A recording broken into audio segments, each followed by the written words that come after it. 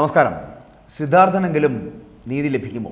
ഈ ചോദ്യം ഈ സമൂഹത്തിൻ്റെ വിവിധ കോണുകളിൽ നിന്ന് ഉയരുകയാണ്. പലതരത്തിലുള്ള വിമർശനങ്ങൾ, പലതരത്തിലുള്ള പ്രതികരണങ്ങൾ ഇവ വന്നുകൊണ്ടിരിക്കുന്നു.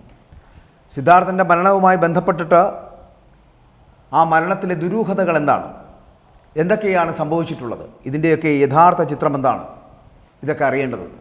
സിദ്ധാർത്ഥൻ്റെ മരണത്തിലെ അന്വേഷണം ഇപ്പോൾ അട്ടിമറിക്കപ്പെടുമെന്നുള്ളൊരു വലിയ ആശങ്കയിലാണ് അവരുടെ കുടുംബം. ജുഡീഷ്യൽ അന്വേഷണം തന്നെ വേണമെന്ന് ഇപ്പോൾ കുടുംബം ആവശ്യപ്പെടുകയാണ്. പൂക്കോടുള്ള വെറ്റിനറി സർവകലാശാലയിലെ വിദ്യാർത്ഥിയായിരുന്ന സിദ്ധാർത്ഥൻ്റെ മരണത്തിലെ ദുരൂഹത എന്ന് പറയപ്പെടുന്നത് വളരെ വലുതാണ്. അതിൻ്റെ അന്വേഷണം അട്ടിമറിക്കപ്പെടുമെന്നുള്ള കാര്യത്തിൽ സംശയമില്ല എന്നാണ് കുടുംബം ഇപ്പോൾ പറയുന്നത്. അവസാന ഘട്ടത്തിലേക്ക് എത്തുമ്പോൾ ചിലപ്പോൾ സിദ്ധാർത്ഥൻ്റെ മരണത്തിലുള്ള അന്വേഷണം എന്ന് പറയപ്പെടുന്നത് വളരെ കൃത്യമായി അട്ടിമറിക്കപ്പെടാമെന്ന് സിദ്ധാർത്ഥൻ്റെ അച്ഛൻ ആശങ്കപ്പെടുകയാണ്. കാരണം അദ്ദേഹത്തിന് ഭയമാണ്. ജുഡീഷ്യൽ അന്വേഷണം വേണമെന്ന് കുടുംബം ഇപ്പോൾ ആവശ്യപ്പെടും.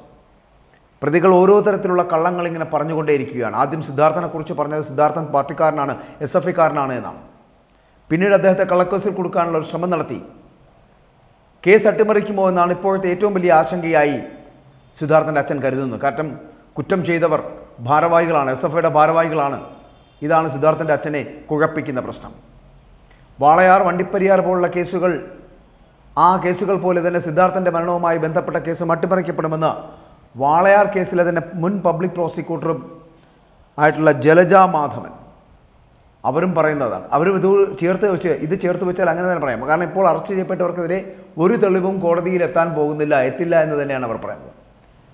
കാരണം പ്രതികൾ രക്ഷപ്പെടുവാനുള്ള സാധ്യതയുണ്ട് എന്ന് ജലജ മാധവൻ തൻ്റെ ഫേസ്ബുക്കിൽ കുറിച്ചു വെച്ചപ്പോൾ ആ കുറിപ്പ് ഇതുമായി ചേർത്ത് വായിക്കേണ്ടി വരുന്നു. വാളയാറിലും വണ്ടിപ്പെരിയാറിലും നമ്മളിത് കണ്ടതാണ് എന്ന് സംശയമുണ്ടോ? ഇത് വേണമെങ്കിൽ ഒരു റാഗിംഗ് എന്ന് പേരിട്ട് ഒരു 3 വർഷത്തെ ഒരു നടപടി സ്വീകരിച്ച് ഇവരെ രക്ഷപ്പെടുത്താം. ഇതാണോ ഈ കുട്ടിയുടെ ജീവൻ്റെ വില എന്ന് നമ്മൾ ചോദിക്കേണ്ടി വരും. നാളെ നമ്മുടെ ഈ ക്യാമ്പസുകളുടെ സുരക്ഷിതത്വം എന്താണ് എന്ന് നമ്മൾ ചോദിക്കേണ്ടി വരും. പ്രതികൾ ശിക്ഷിക്കപ്പെടണമെങ്കിൽ ഈ മാതാപിതാക്കൾ എത്രയും വേഗം ആവശ്യമായിട്ടുള്ള നടപടികൾ സ്വീകരിക്കേണ്ടതുണ്ട്. അങ്ങനെ നടപടികൾ സ്വീകരിക്കേണ്ടത് അത്യാവശ്യകതയാണ് എന്നാണ് ജലജ മാധവൻ തൻ്റെ കുറിപ്പിൽ പറയുന്നത്. ആ കുറിപ്പിലൂടെ അവർ വ്യക്തമാക്കാൻ ശ്രമിക്കുന്നതും അതാണ്. കാരണം അവർ പറയുന്ന പോലെ ഒരുപാട് സംശയങ്ങൾ അവശേഷിക്കുകയാണ് ഇത് ഈ കൊലപാതകവുമായി അല്ലെങ്കിൽ ഈ മരണവുമായി ബന്ധപ്പെട്ടിട്ട്.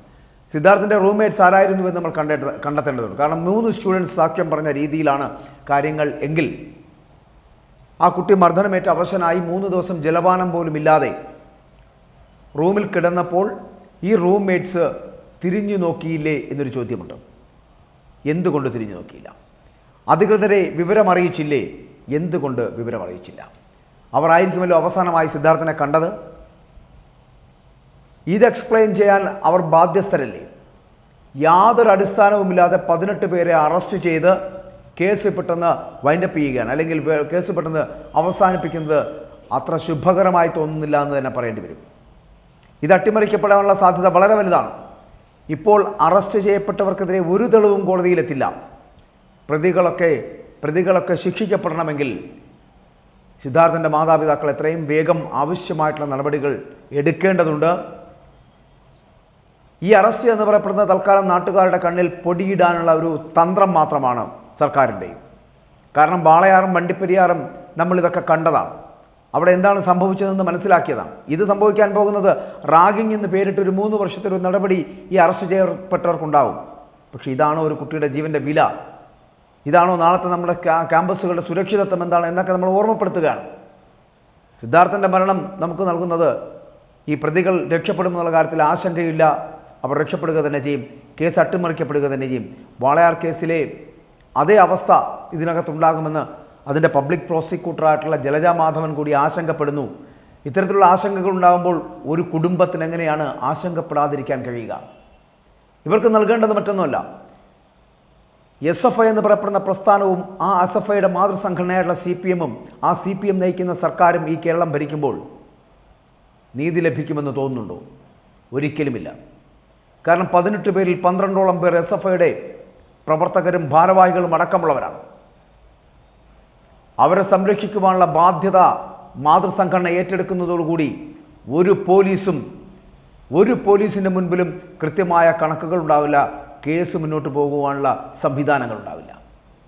അതുകൊണ്ടാണ് വാളയാർ കേസിലെ പബ്ലിക് പ്രോസിക്യൂട്ടറായുള്ള ജലജ മാധവനും സിദ്ധാർത്ഥൻ്റെ അച്ഛനും ഒരേ തരത്തിൽ ആശങ്കപ്പെടുന്നത് ഈ കേസ് അട്ടിമറിക്കപ്പെടുമെന്ന്. അതിനു മുൻപ് ചെയ്യേണ്ടത് സിദ്ധാർത്ഥൻ്റെ മാതാപിതാക്കൾ CBI അന്വേഷണത്തിലേക്ക് പോവുക. CBI വരട്ടെ, അന്വേഷണം കൃത്യമായി നടക്കട്ടെ, ഇതിന് പിന്നിലെ യഥാർത്ഥ കുറ്റവാളികളെ നിയമത്തിന് മുന്നിൽ കൊണ്ടുവരട്ടെ. മാത്രമല്ല, ഇനി ഒരിക്കലും ഒരു വാളയാറോ വണ്ടിപ്പെരിയാറോ ഉണ്ടാകാൻ പാടില്ല. ഇനി ഒരിക്കലും ഒരു കോളേജ് ക്യാമ്പസിലും ഇങ്ങനെ തല്ലുകൊണ്ട് വലിക്കുവാനുള്ള ഒരു വിദ്യാർത്ഥി ഉണ്ടാകാനും പാടില്ല.